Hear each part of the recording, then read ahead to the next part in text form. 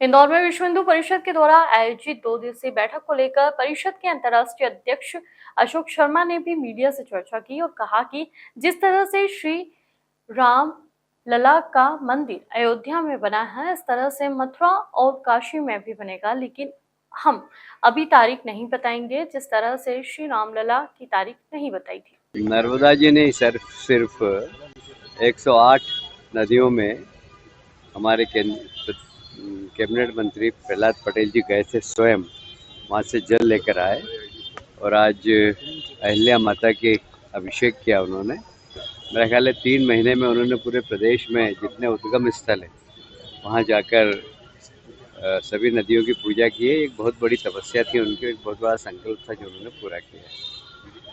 मतलब 2020 में जो कांग्रेस पार्टी की सरकार गिरी थी, उसके बाद जो है कमलनाथ और दिग्विजय सिंह के द्वारा एक दूसरे पर आरोप लगाते हुए ट्वीट किया गया था। अभी कल ही जो है दिग्विजय सिंह की एक तस्वीर वायरल हो रही है, जिसमें उनका कहना है कि हमारे बीच जो है मनभेद कभी नहीं रहा है, मतभेद हो सकता है। देखिए, सारी दुनिया जानती है कांग्रेस गुटों में विभाजित रही शुरू से। एक एरिया एक दिखता था, एक एरिया का एक सूबेदार रहता था। इस प्रकार उनकी राजनीति चली हमेशा, और कभी भी मध्य प्रदेश में ऐसा कोई संगठन का ढांचा दिखा, ऐसा कुछ भी नहीं। पूरी पट्टेबाजी रही और पूरी गुटबाजी रही, वो आज भी है। भारतीय जनता पार्टी को गर्व है कि हम संगठन के आधार पर पूरी संगठन की रचना बनाते हैं और हमारे यहाँ गुटबाजी का अभाव है। मैं कहूँगा कि विधि प्रकोष्ठ ने पिछले कुछ दिनों में कुछ विषयों पर सरकारों को राय दी है।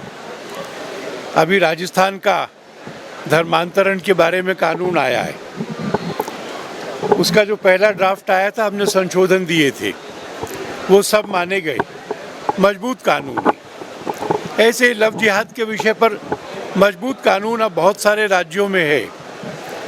डेमोग्राफिक चेंज के बारे में मंदिर सरकार के कब्जे में है, वो मंदिर वापस आने चाहिए, सरकार ने मंदिर छोड़ने चाहिए, इस बारे में।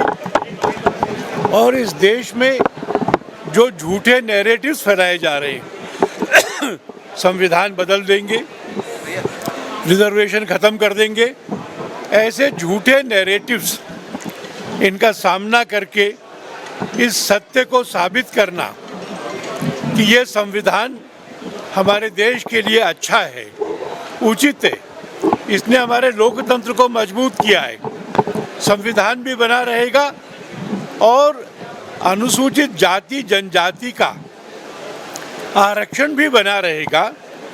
इसके अंतर्गत संविधान के जो अपेक्षित सुधार हैं हिंदू समाज के लिए, उदाहरण के लिए जो आर्टिकल 29, 30, 31 में ये अधिकार माइनॉरिटीज़ को है कि वो अपनी शिक्षा संस्थाओं को अपने आप चला सकें, स्वायत्त होकर, हमने मांग की है उनका अधिकार वैसे के वैसा बना रहे, पर वो अधिकार हिंदुओं को भी दिया जाना चाहिए।